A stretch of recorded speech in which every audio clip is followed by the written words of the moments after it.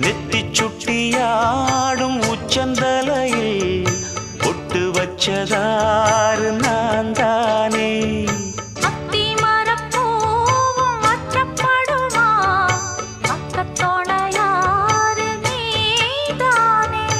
ஆசை பேச்சில் பாதி மூச்சில் லேசாதேகம் சூடேற